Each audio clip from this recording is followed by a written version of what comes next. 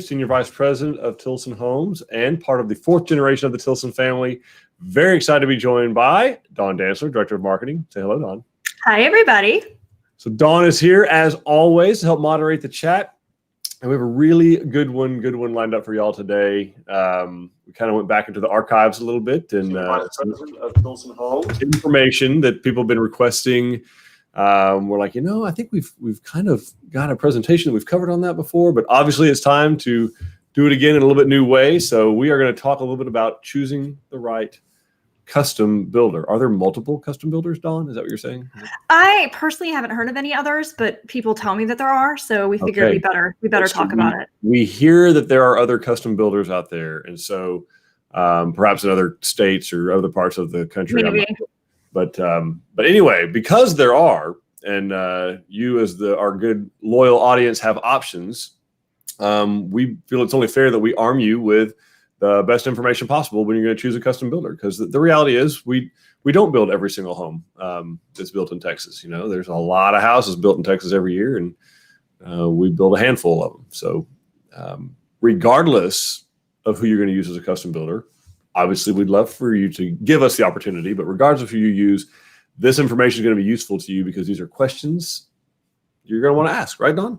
Right. These are what we feel are like the 7 most important topics for you to discuss with any builder that you're considering.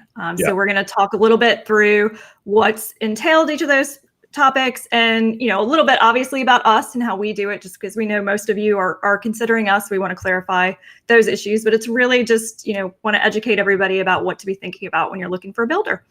Exactly. Yeah. And so I'm a little off my chi today. We've rotated my desk 90 degrees. I got some feedback from our videographer that, you'll notice I don't have the attic over my head anymore. So we're going to try this out, but I'm off by exactly 90 degrees today. So bear with me. I am going to give you the full benefit of having tuned in today. So thank you so much for watching. Ask all your questions in the chat. We will answer every single one of your questions with regards to design, customization, site preparation, financing. We want to be sure you have all the information you need to make the right decision. But without any further ado, we're going to kick off this presentation of choosing the right custom builder. And all kidding aside, obviously there are multiple custom builders. Here's an interesting fact for you.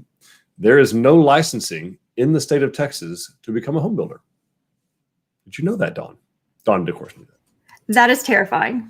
It is a little terrifying, yeah. So you have to be licensed to be a cosmetologist. Cosmetologist, are they called? Yes. Makeup. Yes, that's what. Okay. Give me a license. Landscape irrigator. You want to put sprinkler system in? You must have a license for that. Operate an elevator. You must have a license for that. HVAC, electrical, plumbing work. You have to be licensed by the TDLR, Texas Department of Licensing and Registration. Apparently, to be a barber, to cut hair, you must be licensed. However, to be a home builder, you just say I'm a home builder. Just say you're a home builder.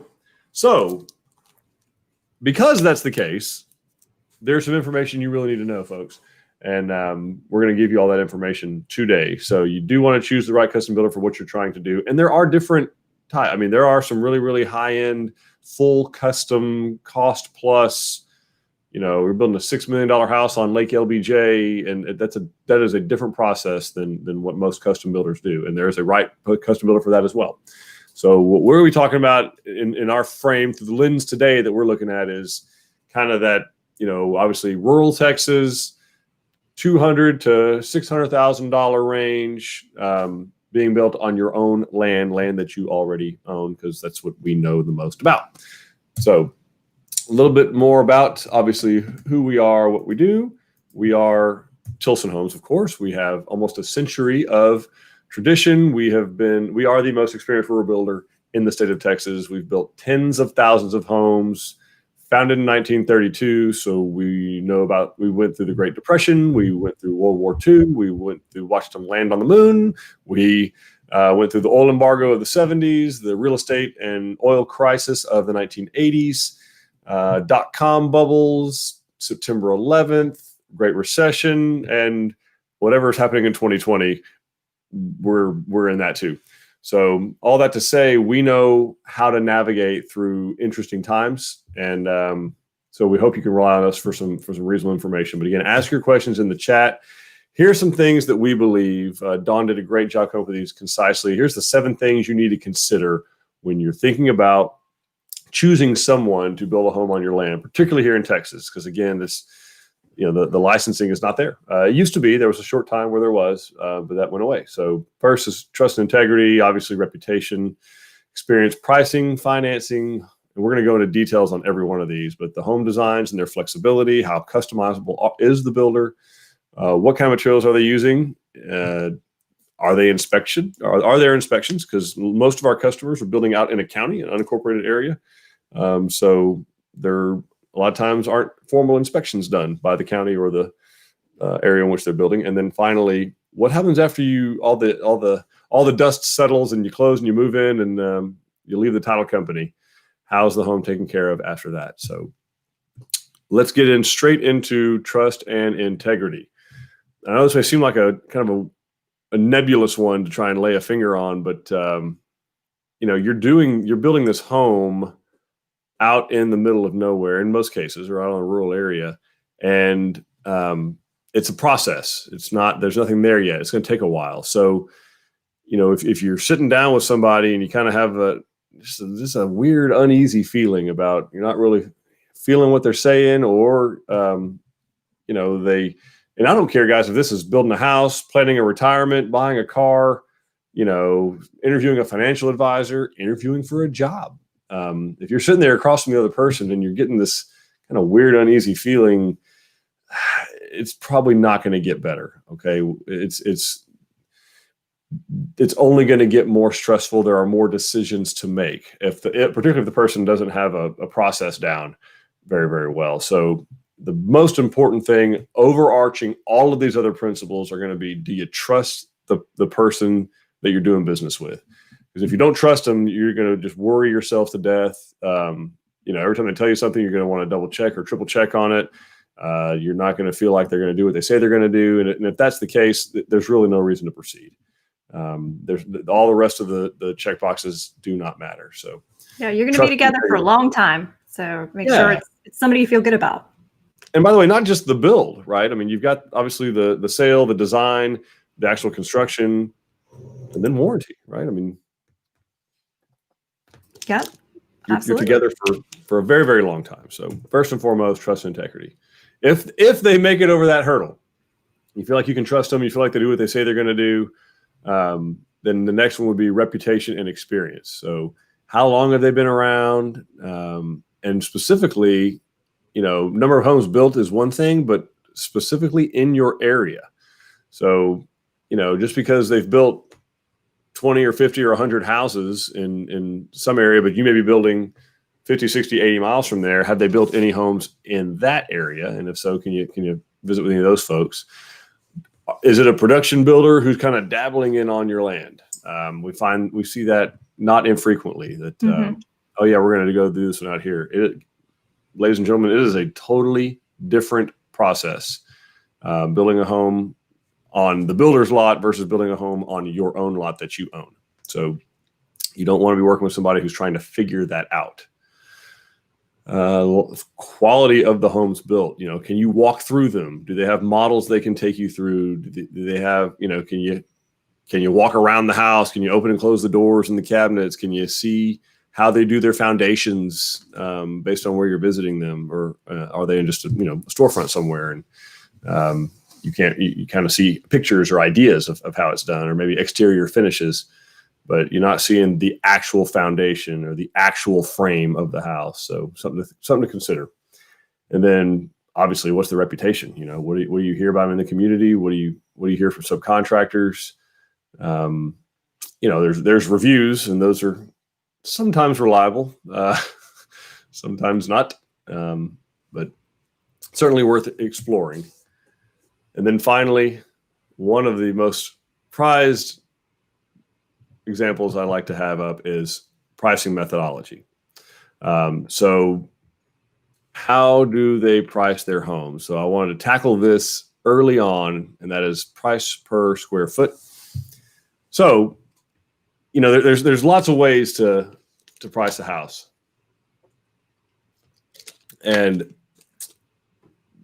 allowances is one way, and upfront contract pricing is one way, and but we get the question a lot, Dawn, of price per square foot. Yeah, we do. And I understand that seems like a very easy and logical way to think about it, but the reality is it can be a very misleading number. You could have a 10 by 10 square that's got how many lineal feet of perimeter? Let's say 40, right? Yeah. So how many square feet? It's 100. Yep. And then you have, hey, Dawn, I'm going to have to ask you to kind of step in a little bit here. I'm going to take a quick break. So could you step in and take a few of these slides for me?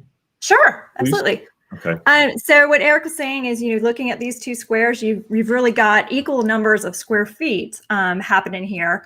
But it's a very different design. Building just these two very basic houses is going to be a large swing in your cost per square foot, because just looking at it, the amount of material in that bottom rectangle, even though it would be a very uncomfortable home, it is going to be a much more expensive home because you have more wall space on that. And so there's more sheetrock.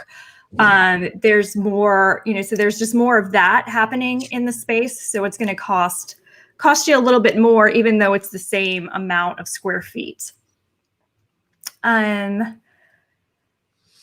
Eric, I cannot actually advance the slides. Can you click? Yeah. I'm gonna hop into there and do that a little bit for you.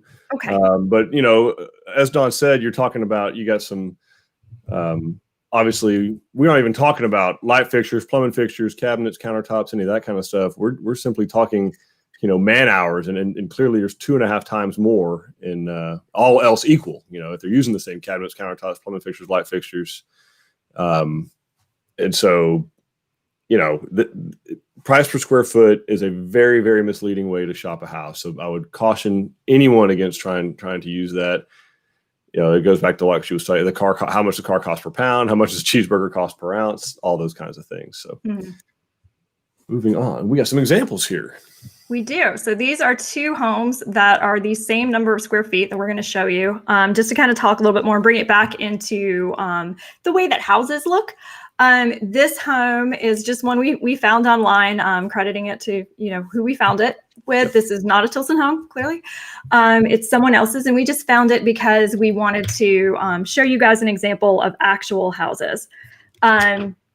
So what is going on with this one is, you can see there's just a lot more complexity to it. You've got some curved walls. You just have a much more complicated layout, complicated layout. You've got a lot of cabinetry happening, but very chopped up, very, very chopped up. Very chopped up. Beautiful. And this, it's about a 2,100 square foot home. Our next one, we took, off what is obviously a less expensive home. This is actually from Clayton Homes website, and it's the same thing. It's, it's around 2,100 square feet. Very rectangular. This is going to be a lot less expensive to build because it's just less complicated. So that's kind of what we wanted to talk to you guys about. That really, when you're talking to a builder about the cost of their homes, you don't want to be thinking about the cost per square foot. You want to be talking about the actual home that you have in mind. So look at their actual plans and look at that pricing and kind of start your conversations from there. It's a great point. Yeah. So, again, like Don's saying, you're looking at two houses that are within 13 square feet of the same, and clearly there is a difference. They're not going to cost the same per square foot, nor should they. These should not cost the same per square foot. This house should cost significantly less to build than this one. And so don't compare these two guys in the same way. Right. It's that's not the most important thing to be focused on. The important thing to be focused on is what you want to build, the quality of the materials that you want in there, the layout of the actual home that you're looking at, and get people to quote on an apples to apples basis. Because the other thing that can happen in cost per square foot is not all builders count the same square footage when they are calculating that price.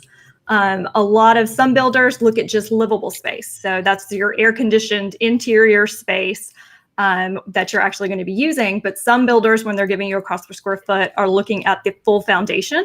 So they're including unconditioned spaces and outdoor spaces such as covered porches, anything that they garages, things like that, anything that they laid the foundation for is in their cost per square foot. So that can make it sound less expensive versus a builder who doesn't use that. So you just really want to ask a lot of questions if someone is quoting you by the square foot. Great point. Thanks, Dawn. So now, how in the world do we end up pricing this thing once we do arrive at what it ought to cost? And there's typically a couple of different ways to, like we said, to price a house when you're building a custom home.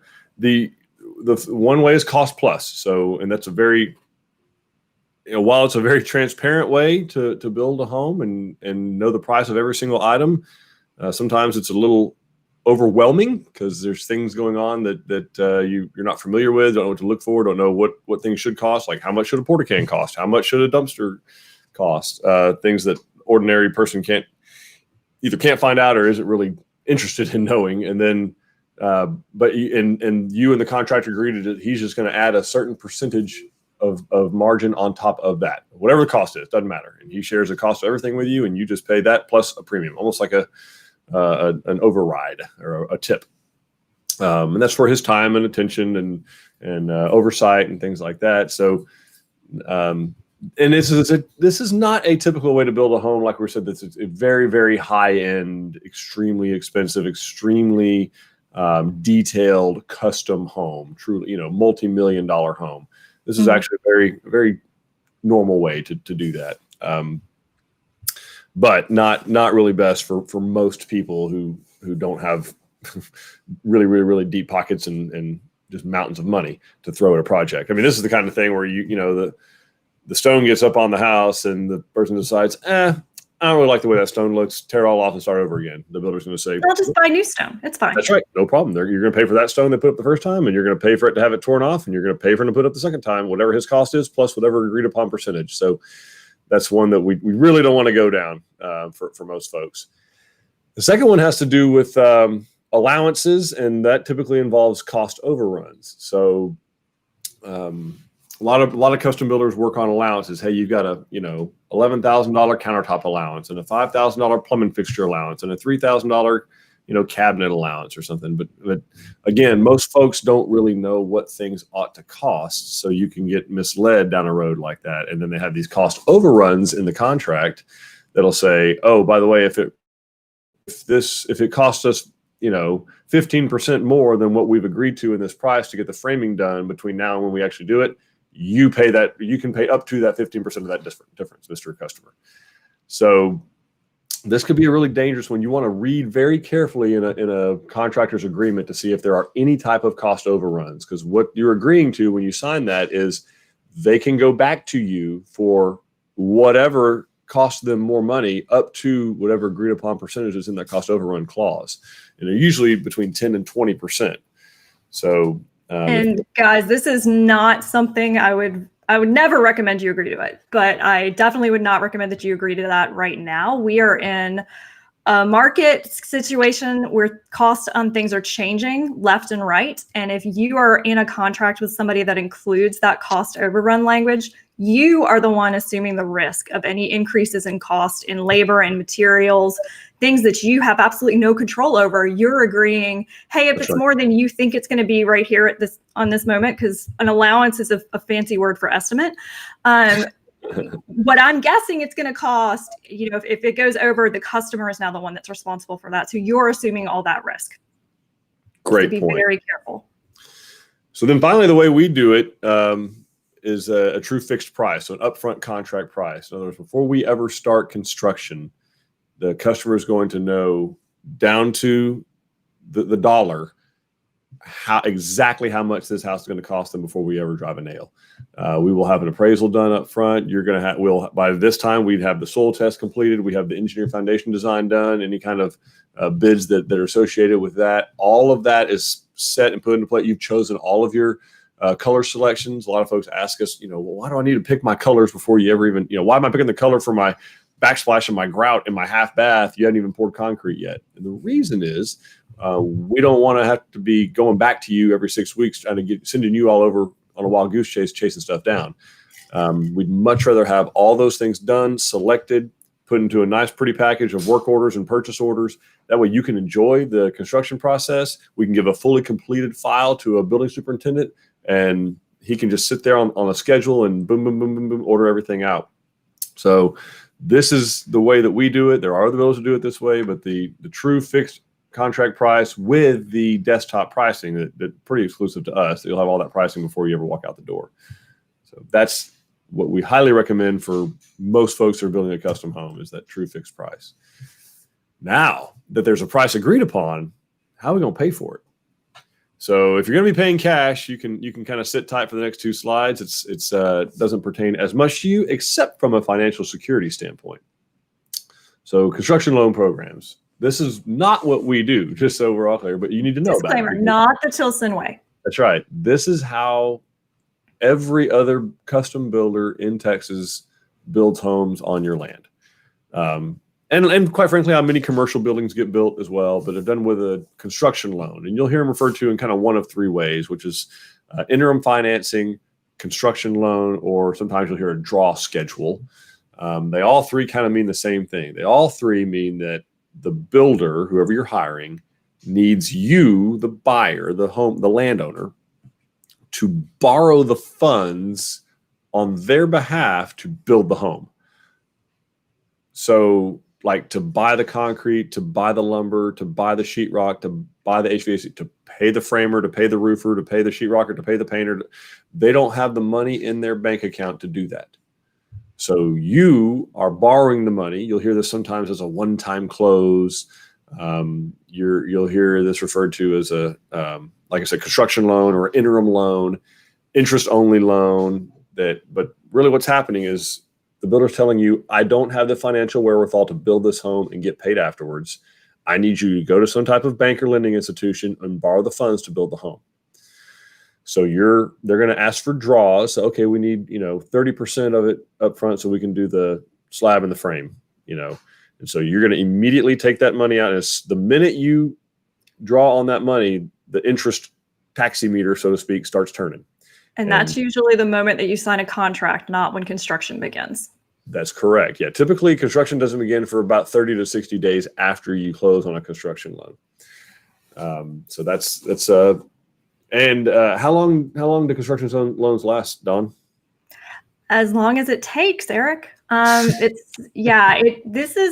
an interesting loan product because in researching a different seminar, I tried to look in what is the average cost of a construction loan and read another terrifying statement that was like, it's impossible to predict how much you're going to pay in interest on a construction loan. And the interest rates on construction loans are higher and the equity requirement is also higher because to your bank, this is a high risk loan, because it's money that they're loaning to you that is actually being paid to somebody else.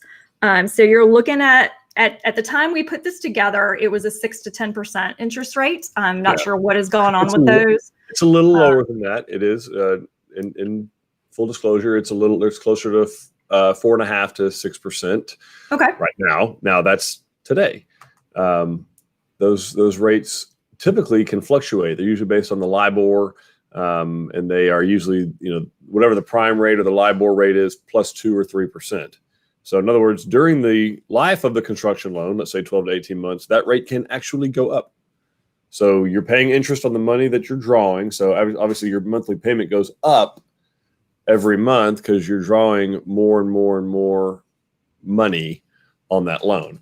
Mm-hmm. So every time you draw up a little more money, the amount you pay goes up as well. So.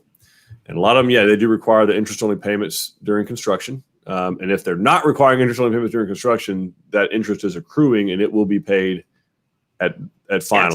When the house added into the final cost of your house. So that's less bling that you got in your house at the end because you're paying it in construction loan. So make sure you're budgeting for that interest when you're kind of picking out your options and when you're talking to your builder. Right. So read very carefully when you hear something like no payments, till way later or something like that. Ask a lot of questions like what's happening. How much am I paying way later? Yeah, how much am I paying way later? Great point.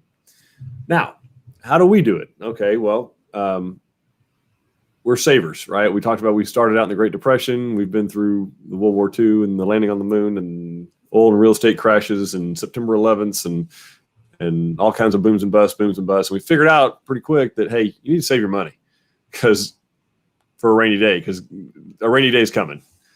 And so what we do is we actually leverage our purchasing power, our dollars, our capital, and we loan that money to our customers interest-free for the duration of construction. There is no construction loan needed. There's no interim financing, and there is no draw schedule if you are financing a home. So all you'll need to do is get qualified upfront for the permanent loan, the mortgage that you'll take out at the end. And once Tilson receives a copy of that commitment letter or final loan approval and all the permits, we will proceed with construction, and we will build your home from 0 to 100% completely finished out of our own back pocket. And you don't close until the home's completely finished, complete a walkthrough, and you're a happy camper.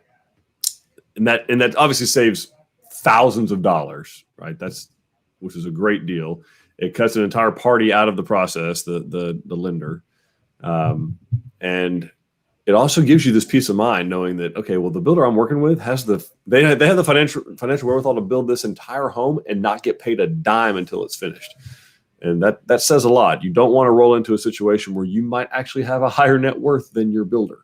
That can be a very scary thing, because they're out there spending that construction loan money, allowing trades to go onto your property and do work, and you always be real careful about that, right, Dawn? Absolutely. Yeah. Absolutely. So ask a lot of questions, and you'll want to be sure that how does the financing work? When do the payments begin? When does the interest accrue? Who is accruing the interest? All those kinds of things. So, Dawn, do we have any questions that we may want to answer right now? People want to start asking questions. Do we have a few stacked up at all? We do have a couple of questions. Rodolfo is asking if we build 2x6 outside walls. Oh, we absolutely can, Rodolfo. We get a R15 bat in our 2x4 wall, but we can absolutely do a 2x6 wall if you'd be more comfortable doing that. You don't gain a whole lot structurally. Typically, they'll use a 2x6 wall so that they can get a little bit more insulation. So they'll instead of having, like, our studs are on 16-inch centers, let's say, they'll take a 2x6 wall and they can move those studs out to 24-inch centers, so you can squeeze more insulation in there. The reality is it doesn't get that cold here in where we do most of our business. So I'm not sure where you're building, but if you're anywhere kind of east of Junction, Texas, building a house, packing a bunch of R value into the exterior wall is not really helping us. We more want to deal with the tightness of the home, not losing that cool air that we're the air that we're cooling to make the house comfortable. But yeah, we absolutely do. It's really not that expensive. Lupe is asking, what are some of the reasons that the cost of a foundation may go up?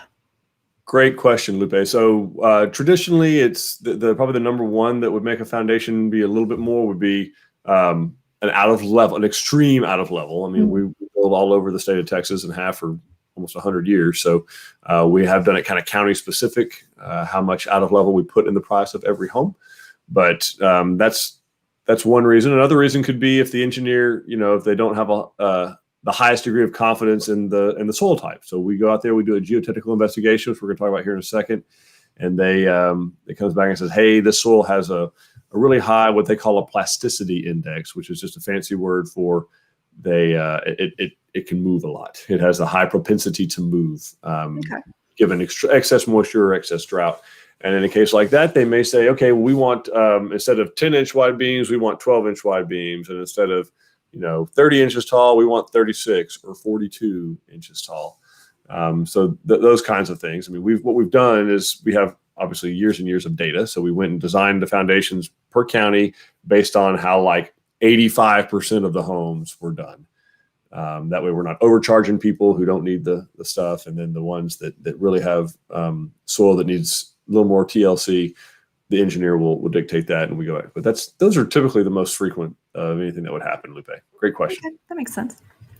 Luann is saying they are waiting for variance with the state for their septic and unfortunately may not be able to build on their 2/3 of an acre. Oh. How long do we get to find new property? We've already had it staked out and everything is picked out. Well, obviously, if it's staked out, that won't, we won't be able to use that stakeout if we're not building on that 2/3 of an acre. So that will have to happen again. Which we don't charge to do that again. But I mean, typically we'd like to be able, within about 60 days, we'd like to see that you can find another piece of property. So you got a couple of months once the state tells you whether or not they can. But yeah, that's a tough situation. I'm sorry that TCEQ is having to get involved in that. They're not fun or easy to deal with. So, and if you need help, let us know. We'd like to. She agrees with you. Yeah, they're not easy to deal with. Well, I think she was saying true about the stakeout thing, but it could be about TCEQ. Could be. You always go for the positive.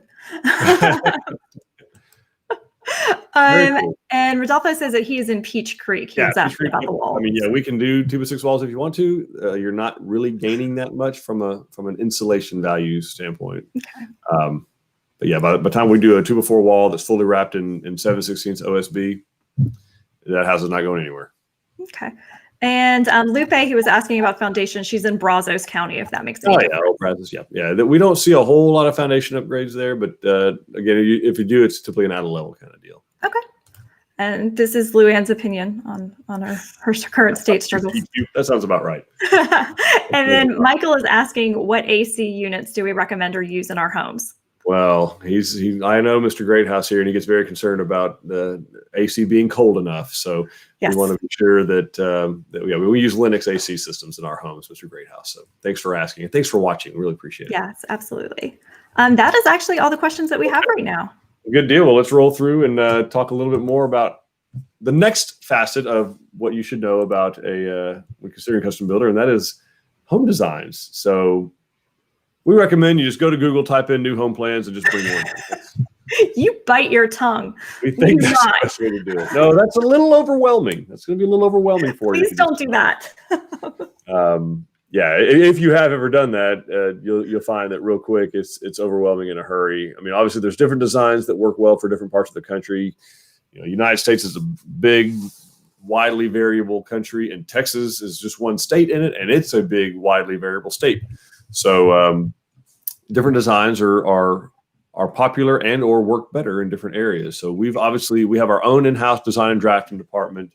So we design our homes based on feedback from our customers, and marry that in with the code and with some level of affordability and quality, high quality standard to make sure that we can deliver a great portfolio of plans. Now, obviously you'd like to start with whatever builder you choose. They should have some type of plan library to choose from. So you want to be sure that you do that. Or are you supposed to go find a residential designer, architect, and design your own? That's a big undertaking, and most people aren't really prepared to make those kinds of decisions when it comes to flat out home design. So find out what their limitations are. Like, how customizable will they get? Will they do different designs for you? Will they make changes to the plan? And then the way we do it is we're 100% customizable. So we don't charge a fee to design plans. We'll customize the house however you choose. We do try to guide you on long-term usability, right? I mean, you can do literally anything to a house. It doesn't mean that you should. Sometimes if we see a whole lot of changes being made to a particular plan, a lot of times what we'll find, if we kind of fly up a little bit and detach some from the situation, we're probably looking at the wrong plan. But, we try to help out a lot. Don's done a phenomenal job on the website with these custom options that we have for our plans that you can go to and you can, put a different type of cathedral ceiling and covered porch on a house, a different type of master bath, a different type of kitchen, 4th bedroom layout, Jack and Jill. Like, we've done those. We've tried to kind of pre-locate where those would ordinarily go from a standpoint where it works. functionally. So make sure you've got enough room around that island, to get around to the trash can or to open the dishwasher, or you've got enough room in the utility room to open a door and open the dryer or washing machine door. So things like that we've thought of from a design perspective. So we highly encourage you to use those because we know that they work. Absolutely. Yeah. So now, construction processes and materials. How does the builder build the thing that you finally decide on? So you've decided on which builder you're going to use, or you decided on which plan you like. You decided on how you're going to pay for it. You've decided on, you check their reputation out a little bit. Now, what in the world do they use? How do they do their foundations? What type of materials they use? How do they test energy efficiency? And if you're building in an unincorporated area of a county in Texas, there is not formal inspection set up. So who inspects this thing while it's under construction? If you're inside of a city, there's most likely the city is going to have some type of city building inspector. But if you're out in the county, even though there is a state building code in Texas by law, there's not a whole lot of enforcement around it. So how does one check on the builder? Well, the first thing is most important is a site-specific geotechnical investigation. You want somebody, particularly if you're here in Texas, to go out to the site and take some type of sampling from inside the footprint of the home where it's going to be built. So we use a third-party engineer for every single job. We typically will do cores or bore samples like what's being done here in this photograph. Sometimes if we go out there, and you're in the hill country areas and it's just rock, we'll dig what's called a test pit, sometimes with a backhoe or some type of skid steer. Just to see that if it's rock, if it is indeed rock, we're not going to bore 30 feet in rock. We're going to say it's rock. We're good to go. Well, let's go design from there. But we include this in the base price of all of our homes, a site-specific geotechnical investigation, because we believe it's so important for the performance of the foundation. So now, what do we do with that data? Well, what we do with that data is the engineer takes that soil information and they test it. They literally test the soil. So they'll bring those samples back to a lab. They will bake them in an oven. They'll get them really wet. They'll roll them out like we did when we were little kids, like worms on a table. And what they're doing is they're trying to see how the soil reacts to moisture or drought. How does it perform? How stable is it? How much does it move?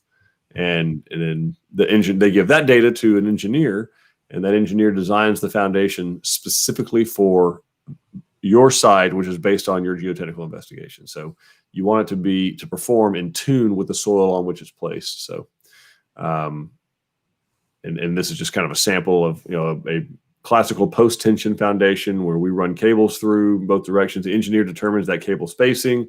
They determine the beam depth, which is the area you see kind of that's between the clods of dirt going each direction. This is fill material. Then, of course, there'll be a 4-inch cap poured through here. But all of this is determined by the engineer on this document and telling us exactly how deep and how wide all these things are to be based on the results of that geotechnical investigation. And now, what type of materials we're going to frame this thing with? Well, the code allows for number 3, 24 inches on center. And technically, you could pass code.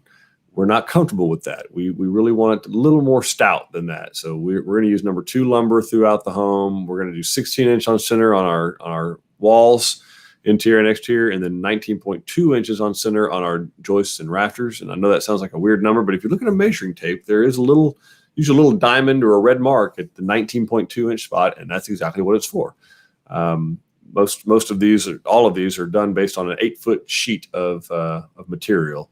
So 8 divided by 5 ends up being the 19.2. 96 inches divided by 5 is a 19.2. So basically five joists or rafters per 8-foot length. There's your fun fact for the day, Dawn.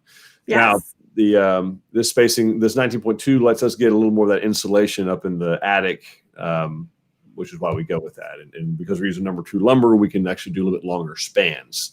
Number 3 lumber, you can't span as far as you can with number 2. So our customers like nice open concepts, and so we like to be able to deliver that to them. Any other questions we want to tackle right now, Dawn, or want to move on to the next? We do have a couple questions. Let's see. Michelle is asking how a cash build is handled. Oh, well, yeah, thanks for asking, Michelle. So we do about 15 to 20% of the homes that we build are done for cash customers. So in a case like that, if you're not financing, we do end up doing what is known as a draw. And what we do, we also give a discount for cash, because in essence, what we're going to do is we're going to end up using your money to build the home instead of ours. So we give you, first and foremost, you get a discount on the base price of the home. And then also, you're not going to have any, of course, cost associated with any kind of closing. You're not going to have a title policy cost. You're not going to have, obviously, an appraisal, all the fees associated with that, the various recording fees that for the deed of trust and lawyer preparation and all that kind of stuff. You don't have that. So the way they're handled is we take the first cash payment right when we're ready to start construction. So just before we set forms, we take the initial payment. Then we take another payment after the slab is placed, another payment after the house is dried in, another payment at sheetrock stage, another payment when the cabinets go in, and then the final 5% of the home is not paid us until completion, until we've done the punch out list, you've done your walkthrough, and you're happy to move in. So great question. So basically, it's 6 payments. It's a 6 payment schedule, and the percentages vary. It's 35, 15, 15, 15, 5. Okay. Amy is asking who she can email to get pictures of her process. So Amy, this is something you can talk to your builder about. If you want them to periodically send you pictures of what's going on site, they would be happy to do that for you. So just talk to them. Great question.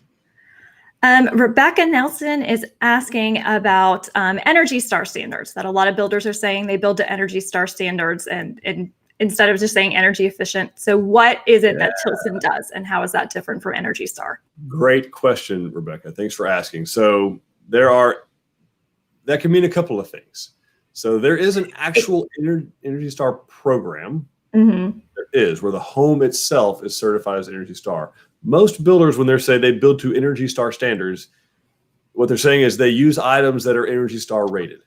That could be one appliance. That could be all the appliances. That could be the HVAC system. That could be the water heater. Typically, when I see something that says build to Energy Star standards, that's what that means. They're using some components that are Energy Star, that have Energy Star rating. Energy Star is a government program. And it's very misleading how you can use that. Because if you meet those Energy Star standards and you're a participant in that program, you want to look for a logo that says Energy Star Partner. Yeah. Otherwise, they're just using an Energy Star. If you have a dishwasher that's Energy Star rated, you can use an Energy Star logo. Yeah. So certified Energy Star Partner. We actually used to participate in that, but we moved to the HERS scoring system, HERS, which is a home energy rating system, because that was a much more broadly accepted and actually a little bit more energy efficient. A really misleading thing about the Energy Star program is very few of the requirements for those builder partners have anything to do with energy. It pulls in anything else that the Environmental Protection Agency wants you to do. Right.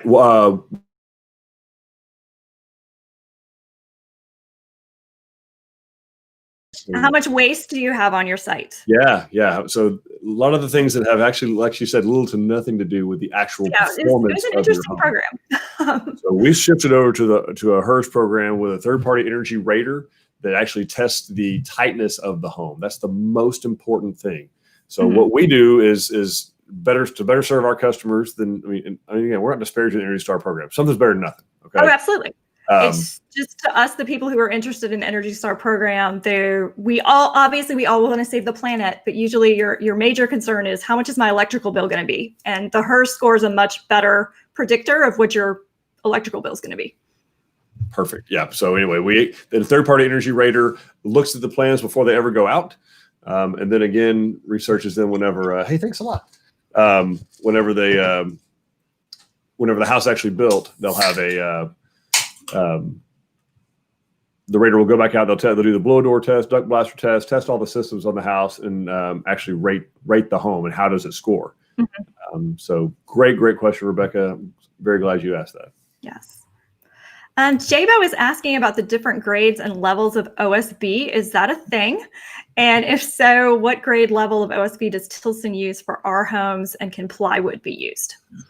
Okay, Jabo, great question. The only differences I know of in OSB, and I'm going to harken all the way back to my 17-year-old days, 18-year-old working at the Home Depot. I did. It was a great job for a high school kid in the lumber department, no less. So all I know is would be thicknesses. So like 3/8, 7/16, 5/8, 3/4, 1 inch, 1 1/8. That's as big as I know that we get. So we use. So there's not a different grade. There's just be different thicknesses. 7/16 OSB or oriented strand board is what we use for the decking of the home. So that makes up the roof, and then around the home as a stabilizing wrap. So that would be roughly the equivalent of 1/2 inch plywood. Now, I used to say OSB is a little bit cheaper than plywood. Not the case of late. But none of it's inexpensive right now. It's all very, very expensive. Right. But we went to OSB for a couple of reasons. And Jabo, I'm actually going to drop you an article in the comments talking about why. You can read all about OSB. Yeah, but one of the things was on plywood. So if OSB, first of all, when we put it on, it actually has a wax coating on one side, which is from the factory. So it's oriented strand board. It's chips of wood that are glued and heated in a highly pressurized environment. It's an engineered wood product, as is plywood.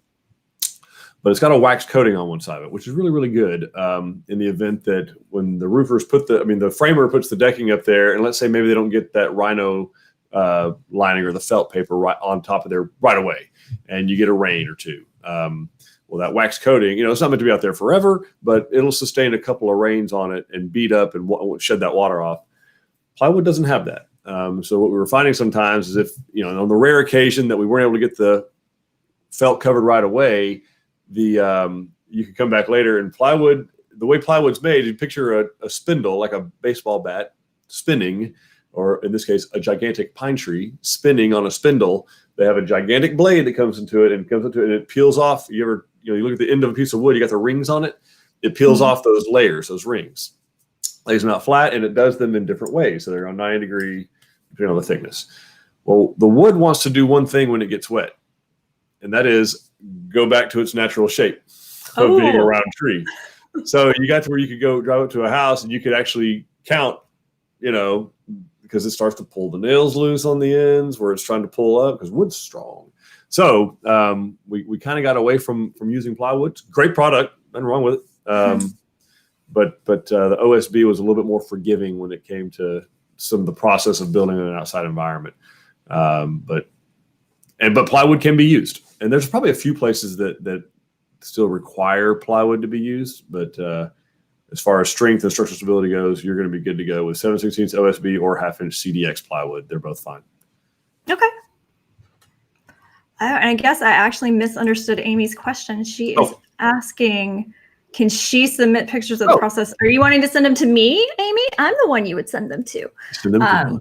Yeah, send them to me. You can message us through Facebook, and we'll get them and share them with everybody. Yeah. Anybody on here wants to send their pictures to us? Yes, anybody. We got T-shirts. Come on, send your stuff. I'll send you a T-shirt. Great. Okay. All right. Well, that is all the questions for this moment. All right. So structural. Speaking of OSB. Thank you for the segue. Jabo teeing us up there. So we wrap all of our homes with 7/16 OSB, and that is for structural stability. Now, it's not required. Okay. The only place this is required in Texas is actually along the Gulf Coast in windstorm areas. So the Texas Department of Insurance, or TDI, does require that all homes be wrapped in 7/16 OSB.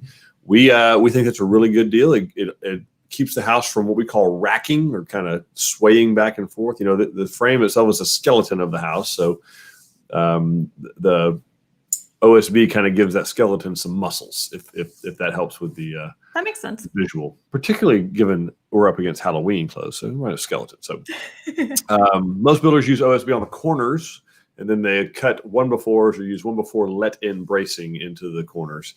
And while that it will work, and we did that for many, many years, we just find this to be a far superior way to do an installation. It also makes for a much cleaner. We had a lot of folks doing some type of hardy plank.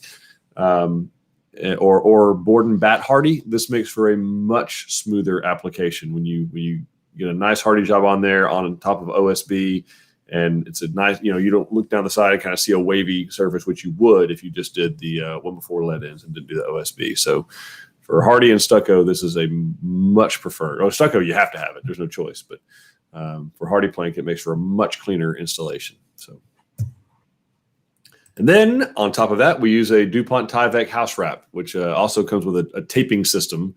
There's a little bit picture of it here, the flex wrap here that goes under the windowsills, but there's also tape at all these joints, tape around the windows. But the idea is keeps air and water out, but it does allow vapor to escape, and which is what we want. The house needs to be able to breathe and get the moisture that gets trapped up in the walls out, which is kind of what the weep holes you see at the bottom. And the Tyvek drain wrap that we use actually really makes that work, and that actually very much improves your energy efficiency. Your house needs to be able to breathe. Now, how do we get water into and around the house? Well, for years and years, there were all kinds of things that were used going all the way back to all the way back to Roman times. It was clay pottery. And there was cast iron pipe. There was CPVC pipe. Copper was used for many, many, many years. We used copper for many, many years. And then this really cool product about 45, 50 years ago started being used in Europe, actually, to heat. They did radiant heat in floors. They don't have central heat and air like we do here. But it's called cross-linked polyethylene pipe, which is PEX. Anyway, we started using that over here. We started using it about probably 13 or 14 years ago. And man, it has changed our world with respect to plumbing issues, because you got a lot less joints. It's flexible, much less susceptible to freezing. It'll actually expand about almost 3 times its size. The joints is just the biggest thing.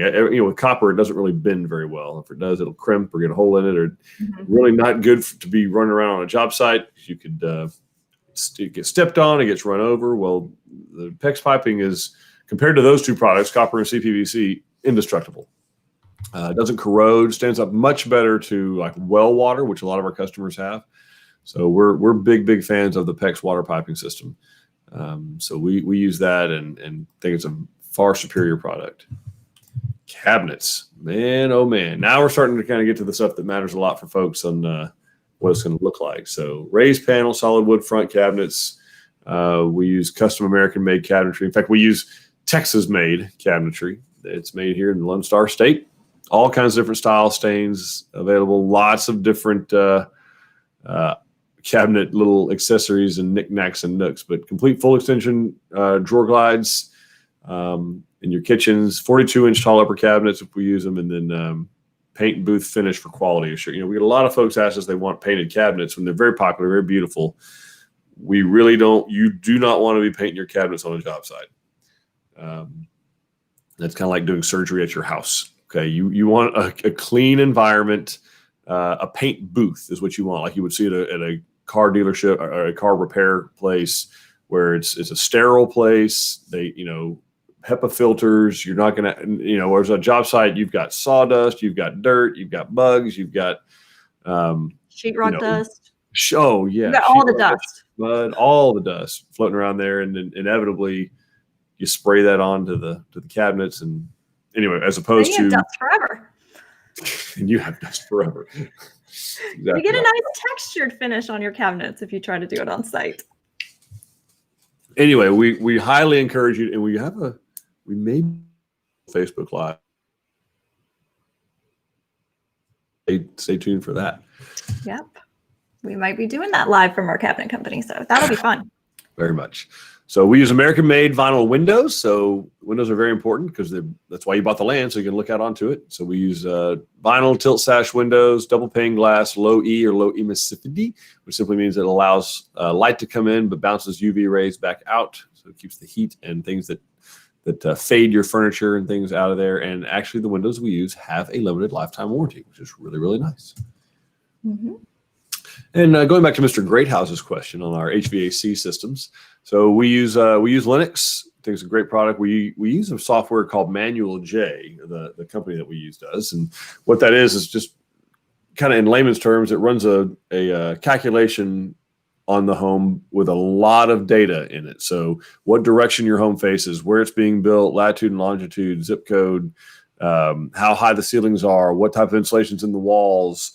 What percentage of the walls are glass because they're windows? Yeah, what percentage of the walls are glass? What type of doors that we're using? So all of that data goes in to this, and that will spit out how many. Like for instance, this one said, "Hey, you need a 4-ton unit and a 70,000 BTU furnace." So anyway, that we don't just go willy nilly out there and decide what AC system you might need. There actually is quite a bit of science involved in it, but Lennox is a great product and very, very efficient. A couple of different climate zones that we build in. We got climate zone 2, which is going to be a little bit closer to the coast area. So kind of your Houston area, a good bit of your hill country area is all in climate zone 2. We use a R38 blown in the attics and an R15 batt in all of our exterior walls. And we use radiant barrier decking, which blocks 97% of the sun's radiant heat, keeps your attic a whole lot cooler. You can get in there in the summertime, and it's not nearly as oppressive as it is when we're not using that. And then the other climate zone we build in, and also offer this as an option everywhere, is spray foam. So climate zone 3, which is a little bit further to the north. So pretty much all of North Texas, and then not a small percentage of the hill country as you get further to the north and to the west. But we use an open cell spray foam, which is an expanding foam. And actually, the R value is a little bit less. So that's kind of a common misconception there that use spray foam, you get a higher R value. But if you, the reality is use spray foam, you don't need a higher R value. You don't need a higher value because you're sealing that house up like a cooler. So the whole point, and what really changes when you go from climate zone 2 to 3 is how many air changes per hour that the code allows. So climate zone 2, you're allowed to have as many as 5 air changes per hour in your house. In climate zone 3, they tighten that up. They want 3 air changes or less per hour. In other words, how much air leaks out of that home. Well, there's a lot of parts and pieces that go into building a home, and the frame, you got the frame of the home, windows, doors, toe plates, sill plates, holes in the roof where chimneys and vents come out from utility rooms and bathrooms, and you got corners of water coming in. You got dryer outlet going out, right? So there's a lot of places we cut a hole in your house. All kinds of places we punch holes. So how do we meet that 3 air change per hour? Well, we found that spray foam is the most energy efficient way for us to do that. Really, really seals that house up tight, which means you're not losing all that air you're paying to heat and cool. And predominantly cool, guys. I mean, we're still in, what is it? It's October the 22nd, and it's going to be like 87 degrees outside. And in my area, like down here in the Houston area, it's like 90% humidity. So it ain't about thick R insulation and keeping that cold air out. We have like a month and a half of it. Now, what do we do with that moisture that potentially could be trapping in there? Well, we're going to put a dehumidifier in every single home that we do that has spray foam insulation. So we basically give it a way to extract that moisture and send it to the outside so that you aren't breathing that same moist air inside the home. I think I saw a window about the screens, Dawn. Yes. Stephanie did ask if the windows have the screens in them. They do. So they don't when they are delivered or installed. And the reason is we have found that like a lot of things on windows sometimes get delivered with tigers in the same box. And then tigers destroy screens. They seem to eat them. So we don't want your screens to get destroyed on the job site. So they'll actually be delivered. Sometimes they're delivered at the same time. We'll stick them up in the attic, but typically they're not. They're delivered at a later time and installed there so that they don't get damaged and destroyed. So great question. But yeah, you'll have screens on all your operable windows, I guess I should say. Mm-hmm. Fixed windows, we don't put screens on those for obvious reasons. Now we get to one of my favorite parts of the home is that the Hardy Zone system. We got all that splash of color. And just a phenomenal product. So we use the complete Hardy Zone siding system. So the James Hardy system, and so that's your any Hardy plank or board and bat, the siding, the soffit, the fascia, the frieze. All of it is the James Hardy name brand product.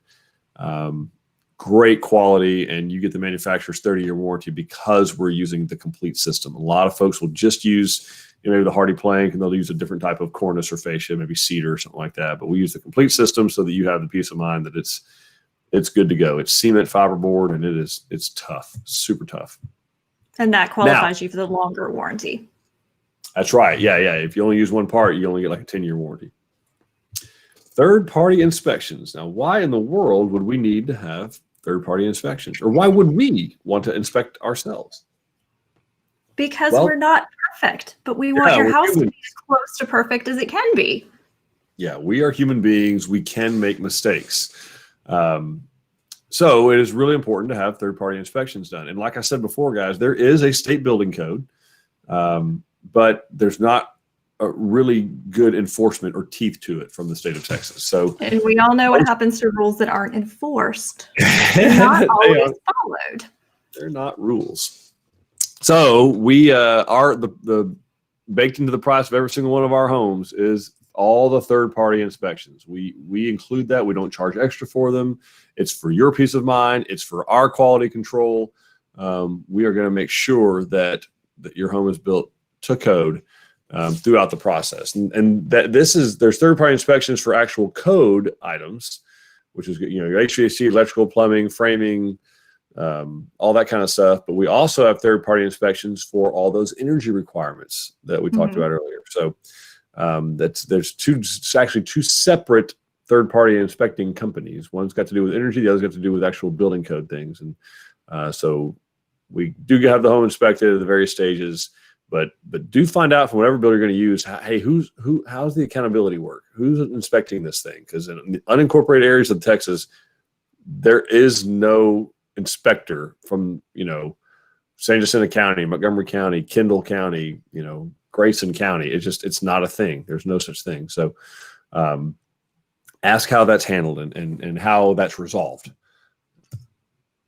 And then finally, we have the question. No, we're good. Okay, good.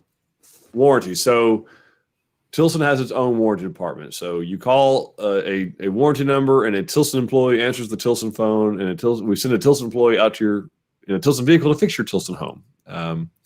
So the state of Texas does require 1-year workmanship. That's kind of your brick to brick, if you will, bumper to bumper warranty. Everything you can see, touch, smell, feel, look at inside the house is covered for a year from any, shifting, cracking, all that kind of good stuff. Settling is usually what it is.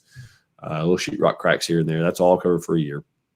2-year on your mechanical delivery. So your heating and air conditioning, your electrical, your plumbing, that's all 2-year, and then a 10-year structural. That's your slab. So now this doesn't have anything to do with the manufacturer's warranties. This is just strictly through Tilson. So Lennox has a longer warranty on their equipment. Like we said, the windows have a limited lifetime warranty. The plumbing fixtures have a limited lifetime warranty. I think the cabinets have a 2-year warranty. So there's different warranties on all the different items, but this is strictly talking about Tilson. And then finally, find out whenever you're working with another builder, who's going to be servicing the house. A lot of builders, they require the building superintendent to do their own warranty work, which I understand the accountability side of that. That sounds like a very healthy thing, but also that could mean that it's kind of the fox watching the hen house, right? Well, it's also a lot of houses. Yeah. Think about it. Like So that's a lot on one person. Yeah. If the builder's running a lot of jobs, trying to get them built, and they're also responsible for their own warranty stuff too. Well, which squeaky wheel is going to get the oil? The one that hasn't paid yet, or the one that's already paid up and on down the road? So something to think about. And it's a lot of times you'll have to closing with things that your builder says, oh, I'll come back and fix that. I handle the warranty anyway, so I'll come back and fix that after closing. And then I think we can all imagine how that conversation goes a month later. It repeats itself. You're who? We built one. So anyway, ask about how the warranty works, and then we are right at a little over an hour. What kind of questions, or do we have anybody else have any questions at all? I think we had as many questions this time around. We talked a lot. We did talk a lot. Did not have as many questions popping in. Does anybody have any more questions? But any more questions, we'll give you guys a 3, 2, 1 go. But otherwise, We genuinely are grateful for everybody who tuned in today. We cannot wait to. I do have one thing real quick. You have an announcement. So Dawn's got an announcement. So we've told all of y'all about the Operation Finally Home project that we're working on for the Friesen family. We do have their Notes of Love event coming up soon, and what that is it's a really cool step where the community is invited to come into the home while it's at the framing stage and kind of write notes on the studs or leave notes on hearts that we then put behind the sheetrock so that house is always wrapped in loving messages from the community. And we wanted to invite all of you guys to also participate in that. So I'm dropping another link in the comments that goes to a page where you guys can leave your note for the family and we'll add them to the house when we're out there on October 30th. Awesome. Thank you, Dawn, for doing that. Mm-hmm. Yeah, that's a really special deal, guys. If you can participate in that, we'd love it. We'd love to wrap this family in love and have you tell them how important that their service was to our country. So absolutely. Special deal. I saw two little questions. Did have a couple of questions stuck in. Is there an Abilene plan that we can go see? I really wish, because we really want to see it too. Unfortunately, I do not have one that's finished. We do have several that are under construction, but they are looking at early next year to be finished. But we are working on some magic. There's renderings that we shared earlier this week of the Gonzalez, where we did the full 360 interior and exterior of the home. We are working on that for the Abilene, and I should have that for you guys as a Christmas present. Oh, lovely. Thank you, Dawn. You're welcome. Rodolfo is asking about timeframes for the house. Yeah, great question. We typically are telling people right now 12 to 14 months total time. That's from the time that you initiate the deposit to the time that we hand you the keys and go in. I know y'all seen some up here that we've done them in 7, 8, 9 months, and we may. But right now, you're typically looking. I would tell people to plan for about 4 or 5 months of upfront design, permitting, paperwork, color selection, septic permitting, foundation engineering, all that, and then about 6, 8 months of actual construction. So from actual hammering nails. So. And that's just allowing for any delays that we may hit. Obviously, if we can go faster, we will, because it's our money, and we like to get paid at the end. So we're doing it as quickly as we can. We just want to be upfront and honest with everybody about what to expect. Great point. Jabo is asking if he's only going to see the model homes at a particular design center. Do we need an appointment? I know you have already met with a design consultant. So if you're just wanting to run to another location to check out those models or go back to that one to tour again, you don't necessarily need an appointment for that. If you want to give us a heads up, just so we can make sure that we're compliant with social distancing and don't have too many people, we would appreciate that. But no, you don't need an appointment to just go in and tour the models if you've already met with someone. Thanks for asking, Jabo. Yeah, thank you, Jabo.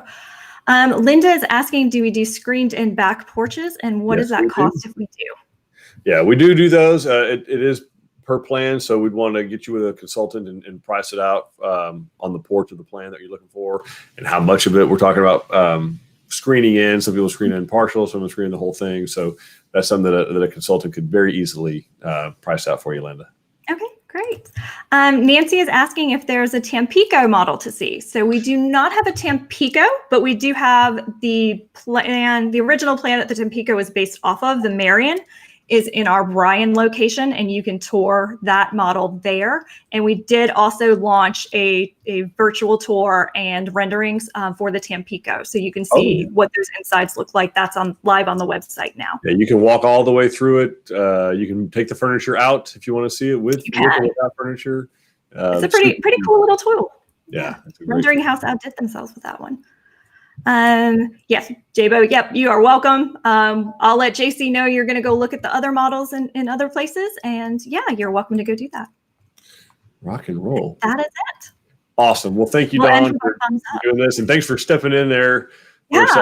I had to step out for just a quick second, but anyway, always live, right? It's the joy of live. Yeah, but anyway, and thank you guys all for watching, and we